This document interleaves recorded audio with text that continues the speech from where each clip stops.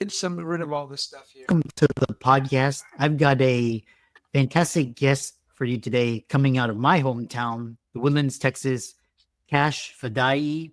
And he's an entrepreneur from California, and he's in business and actually in insurance business. And I'm really happy to have him and showcase entrepreneurs doing great things, and really happy to have him in the discussions to add value to the audience. So Kash, welcome. It's my pleasure to be with you. Thank you for Yeah. having me. Yeah, briefly introduce yourself and we'll dive right into the conversation and questions. Absolutely. Let's see. I migrated to the United States when I was 10 years old. I was born in Iran. We left Iran, went to Germany, lived in Germany for 5 years. Always, even at that age, I had a dream of being a business owner.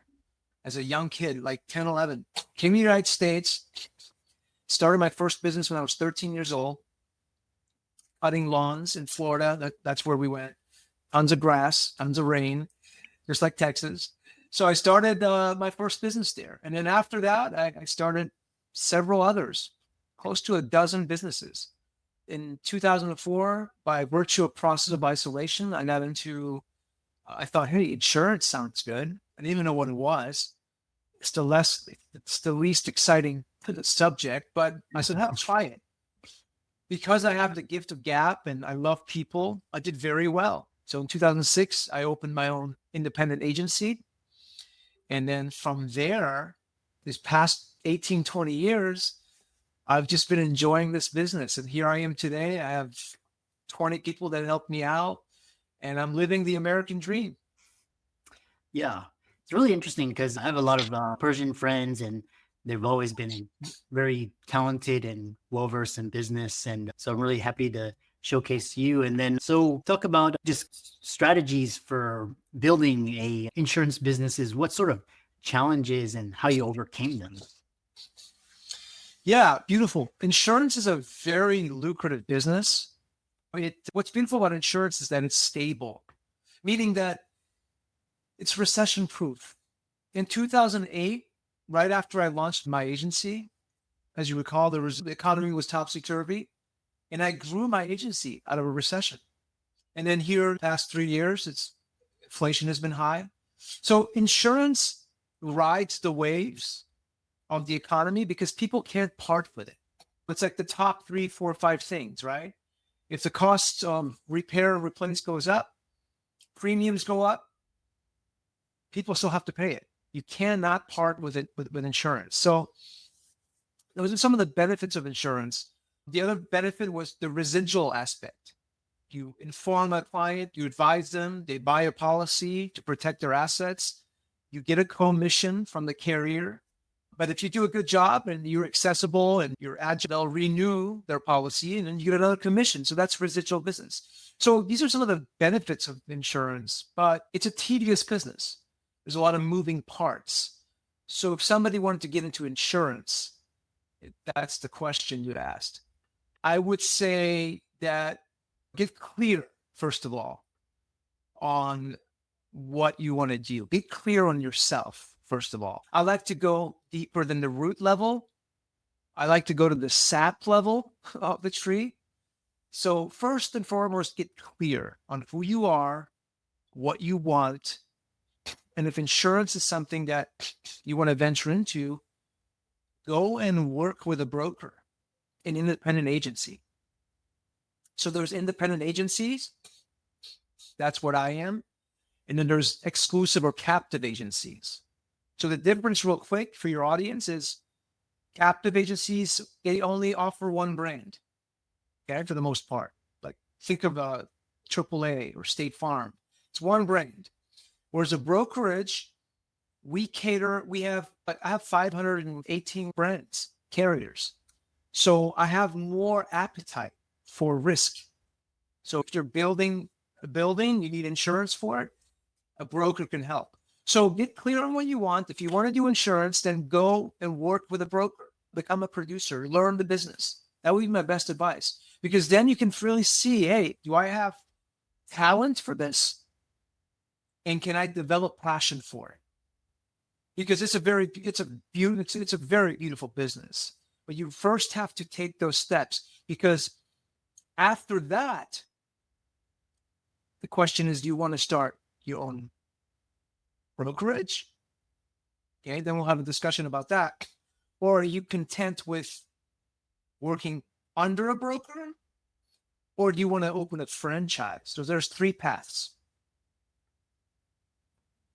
Yeah, well, really interesting. And you read my mind because I was going to ask you, like, and what were the steps needed for you to go from broker to having your own independent agency? What sort of mindset shifts or what sort of things helped you? You mentioned working under someone and learning it. If someone wanted to do this, how would they transition from, sounds like a solopreneur, self-employed, to just a business owner, entrepreneur? Absolutely. Yeah. Look, after the decision has been made from being a producer selling insurance for an agency, and the person says, okay, I like this, I want to be an entrepreneur now. At that point, there needs to be a shift. And I always love the Kiyosaki quadrants, as you probably know, Rich Dad Poor Dad. You go from the employer mindset to the second one, which is self-employed. Now, self-employed is, okay, I'm going to acquire an appointment. An appointment is a relationship with a carrier. Let's say it's an auto carrier and they're appointing new agents, and you get that appointment. And now you can find the appetite of that appointment. Let's say it's, auto insurance for dealerships, whatever. So now you have a marketing plan. You go and cater to the auto dealerships and say, look, I have the best rates, and you bring in donuts, etc. Okay? You're self-employed. The next phase of evolution is acquire more appointments, broaden your appetites, right? The next phase is, now you're busy. Self-employed means you own a job. That's all that means. You own a job.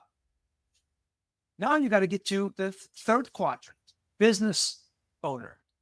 Okay? Business owner means, okay, I'm busy. I'm going to build a team. I'm going to delegate. So I'm going to hire Jackie, Bob, John, and they're going to be my helpers, so that I can allocate more of my energy into better KPIs, key performance indicators. What am I looking for? Growth. Now, a business owner is looking for 2 things: growth and team culture. So this is where the person has to be more than just owning a job, self-employed. They have to build a team culture, a brand. They have to be consistent. They have to be agile. They have to bring more value to the marketplace. So growth and, of course, team culture. Now, when you've done that, now you're ready to be an investor. That's that fourth quadrant. As an investor, you're investing now in better technology, assets. You're buying assets. Your little agency is producing income. It's an asset. So what better place to invest your earnings? And that's, this is with evolution. Okay, I'm going to buy a CRM. I'm going to buy a agency management system. I'm going to buy I'm going to have a marketing budget. I'm going to buy more leads.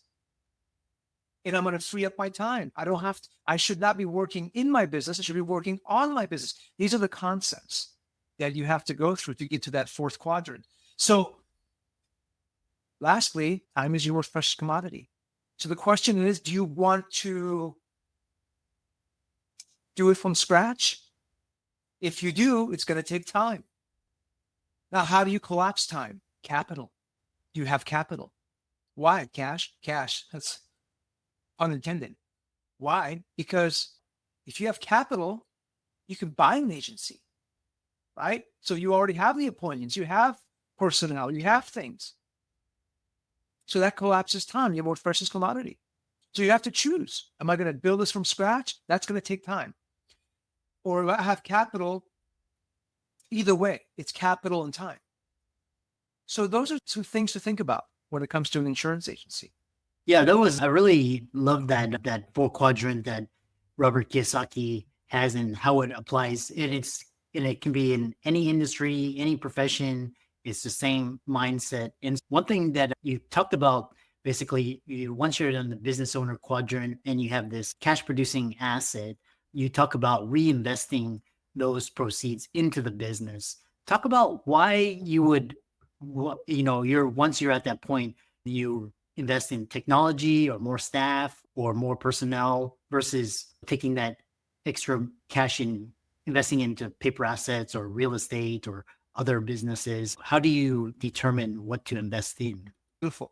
And this is the number one thing I see when agencies or agents, they get stuck into that self-employed. And this is the number one thing that I see is they're taking their profits and they're not investing it in the asset. And that's where quality goes down. There's less value to the consumer. There's less conversion of leads. There's less growth, less company morale. And it's very connected. Now, why invest in insurance? Insurance is stable. It's recession proof. And your business, your agency, look, the best investment one can make is on the asset class that they can control the most, right? So the more control, the more knowledge, the more hands-on, tactile, tangible transaction, the safer the risk. So if you take the majority of your profits, maybe live humbly, modestly, this is a key. And if you look at most entrepreneurs in the United States, they're self-made. They weren't born with a silver spoon. And so some of these tactics are universal. You invest that hard-earned capital, delayed gratification, right? Put it back into the business. Why? Because now you have a recession-proof business with residual income, as we discussed. You better your agency. More dollars spent on a CRM. Why? Why a CRM? Why an agency management system? Organization. Orderly. You need to know, because what are we doing? We are in the data industry. We have data. We need to make sure that data is organized. Remember, the client is expecting a value. That's free enterprise, right? That's supply and demand. If we are able to be more agile, more touchy with our client, touchy meaning information. Hey, your renewal is coming up. Hey, I'm shopping for you. Client needs service. They can text me. They can go on my web and chat with me, right? They can email me. I have pipeline automations going on. Somebody wants a quote. Okay, so we generate the quote. We use a pipeline. Automations go out. These little touches is what sets you apart in a highly competitive industry. So when you invest your dollars in your agency, over time, you bring more value. The client is more happy. And now the word of mouth starts happening. I went to Kash. I had a great experience. And other technology, send a Google review, right? Make it easier. Put an extension on your Chrome, send it. All these technologies, right? In 2024, make a video, right? Invest in a video like Loom or Bomb, whatever. Send video presentations. All of these things are necessary when we want to increase our communication and make our agency more viable for the marketplace. And the more you produce, finally, this is in closing, the more you produce for a respective carrier, commissions go up. And then now you can get more appointments, more carriers in your arsenal, in your roster. The more carriers you have, the more you can take on market share. Now you can go into commercial business and you can approach bigger carriers and say, look, I've done well with these, Here's my book of business. I'd like to get an appointment with you. Here's my marketing strategy. Here's my business. I've invested in it. I have technology. And you get the appointment. Now you are presenting a larger group of demographics, right? So that's the mindset that we have to go from self-employed to business owner. And then that's the corridor. Once we stabilize the business owner aspect of our journey, now we're ready to migrate into investor. In fact, we're almost there at this point. We're almost now becoming an investor, right? So they're hybrid at that point. But eventually, as cash flow increases and the agency expands into different states and et cetera, now you're really just an investor. You're investing in human capital, technology, you're investing in all sorts of different things. More importantly, in closing, investing in the self. That's the key, the energy of the self. And so that's another subject. But as a CEO, what are you bringing to the table? Are you fatigued? Are you managing your stress? How is your energy? How's your physiology? How is your nervous system? Because what's required for a business owner, entrepreneur, that's an investor, it's the long game. So everything has to be dialed in. So invest in yourself, largest asset ever. Invest in your agency, on your business, which keeps producing income. So hopefully that answers something. Yeah, that was very beautiful. And I've thought about this a lot, and I've read that you mentioned personal development and investing in yourself, and that's going to be the greatest ROI, and also marketing and advertising. If you do it correctly and you grow your business, can produce greater returns than any sort of stock or real estate or any sort of those types of investments. What was interesting is, because I love this idea, because we have around 4-5 minutes remaining, and you talk about the energy and you have to be dialed in, and you talk about just exploring higher states of consciousness, and you talk about TM cities designation, as well as transcendental meditation, and how those have helped you create a great culture and thrive in business, not only in business, but also in your personal life as well. Absolutely. Yeah, it's beautiful. Let's dive into that. So I talked about the root and I talked about the sap, where I sit in the early part of our podcast. And what I meant by sap is an inward journey first. Before we go out, let's find out, who am I? What am I? And so this inward approach is often, it's a path less traveled, right? A lot of times we're human doings instead of human beings. So TM and the TM cities, which is yoga union, it's an esoteric practice from the East. And the vehicle to go inward, to be a human being, to go to the sap level, is a technology called meditation, a technique.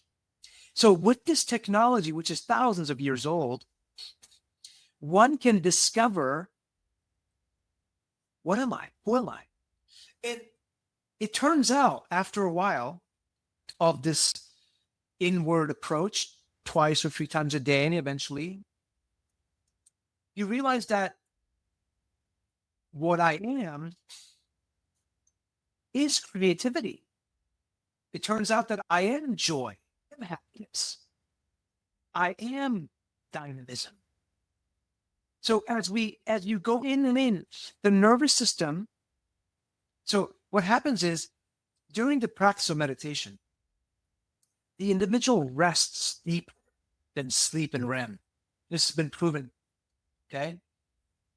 It goes to a state of rest where the individual is fully rested, deeper than REM state, but fully alert at the same time. Very paradoxical. But in this state, oh, by the way, the brain wave patterns go become alpha 1 and gamma. And you become so rested that the nervous system unstresses. And when the nervous system unstresses, you're more rejuvenated. So then when you come out of meditation, you are more rested, more peaceful. And when you're peaceful, what happens? Creativity, ideas.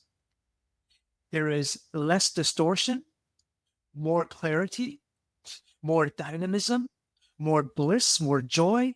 So you go back in and then you go back out. It's like going to the bank, withdrawing money, which is the ocean of consciousness. That's what you are, consciousness. Turns out after you go in, you realize all there is consciousness. You are consciousness. So you go withdraw money, metaphor, and you go out into the world, to the bazaar, that's the mall, which is life, and you spend that money. Now, the decisions that you make is the spending of the money, this metaphor. And so the decisions become better. They're aligned with this peaceful, rested state, this dynamic, joyful state, less distortion. So what happens is you make less mistakes. You're less reactive. You're more responsive. You're more intentional. And now, as you begin to evolve spiritually, if you will, you now vibrate differently, if you will. Okay. Your resonance is happier. You're more joyous. You're making better decisions. Now opportunities come, doors open, ideas come, and now better decisions are made. And when you make better decisions, the law of reap and sow is universal, right? It happens no matter what.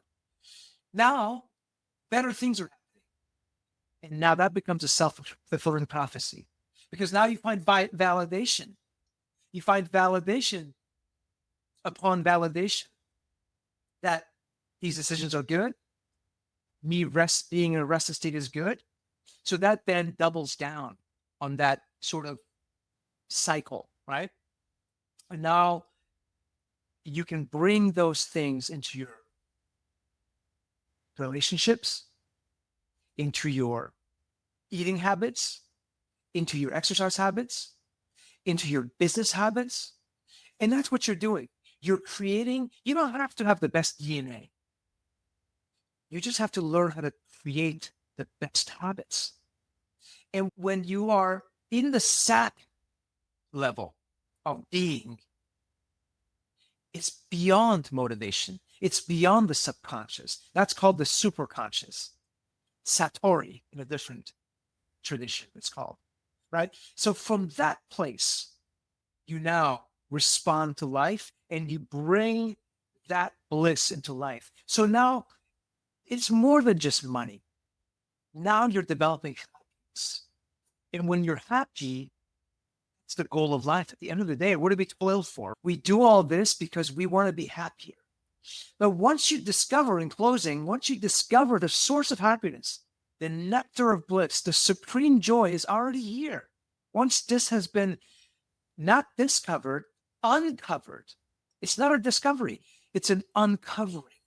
The egoic system, false self, distortions, goes away. And the nervous system becomes refined.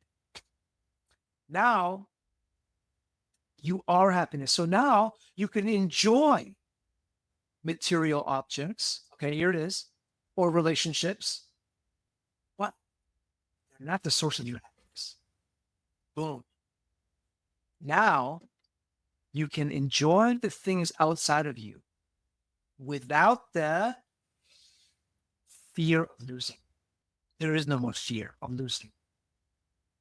That state has a vibrational frequency, which is pure success. Nothing can be taken away from you. Nothing can be added to you. The person's stable within and without. Contentment is great gain, right? Godliness with contentment is great gain. A passage from the Old Testament. So that's the essence of where meditation and esoteric practice and fasting and cold plunges and all these other technologies are woven into the CEO type of life, into the entrepreneurship life. Because let me tell you something, and I think you can vouch for this. To be an entrepreneur, it takes great effort. It's not some cavalier thing. You got to put it all in. Okay. And you've heard this from many different people on many different channels, but it's a matter of bringing it all. And so I then submit to bring all, you must go to the source of all, which is the higher self. That's beautiful. And how can people find you and reach out to you and learn more about it? Because I really love this entrepreneurial mindset.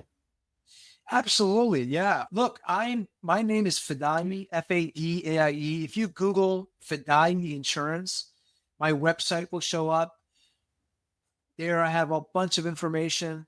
My email, Kash, Cash with a K at Fadaie, Fadaie insurance.com. Email me if you want to chat, if you want to go over some of these things. I'm definitely here to help.